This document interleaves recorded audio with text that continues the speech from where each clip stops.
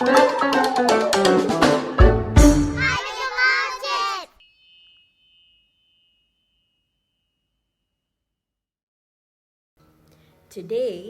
we're going on an exciting adventure to learn about something very important: life on land. It's one of the goals of United Nations. Life on land means taking care of the plants, animals, and land around us. Trees, flowers, insects, birds, and even the soil are all part of nature.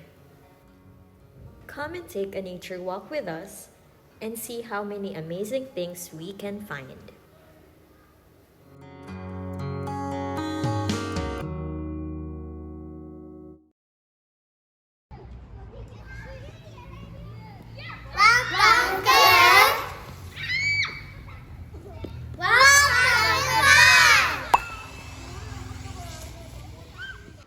Look, what is it?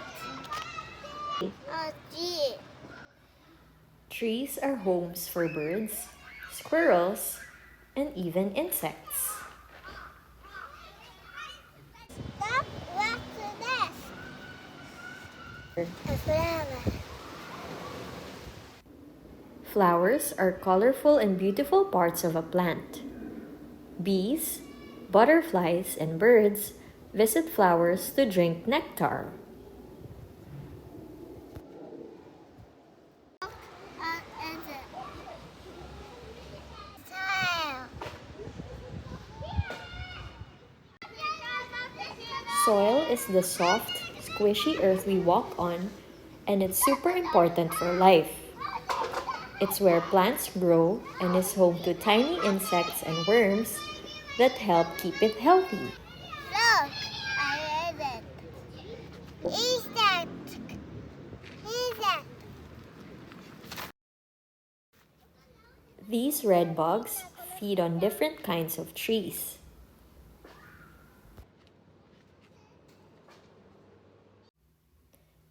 Notice how everything in nature is connected?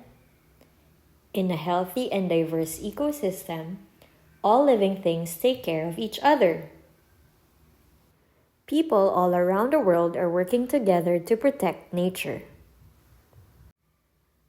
That's what the Life on Land goal is all about: keeping our planet safe and happy for everyone.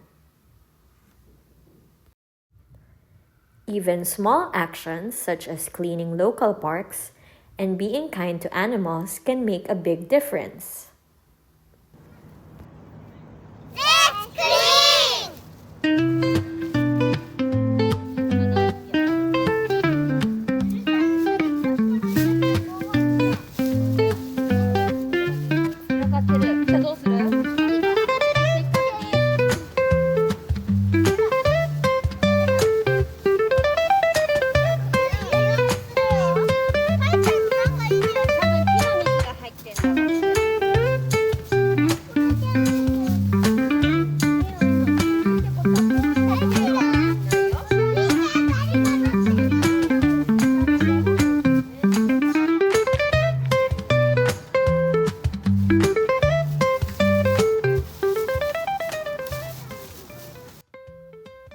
Every tree, plant, and animal is important, and we can help protect them.